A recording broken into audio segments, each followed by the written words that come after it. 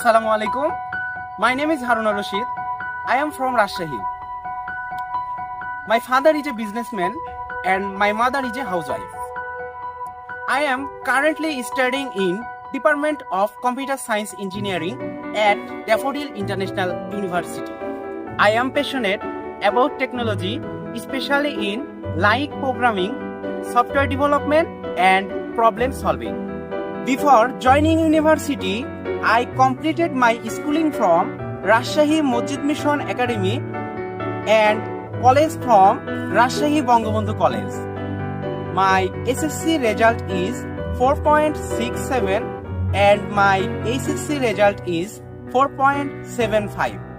This institution helped me build a strong foundation in science and logical thinking. At DIU, learning not skill, it's communication, project work, etc.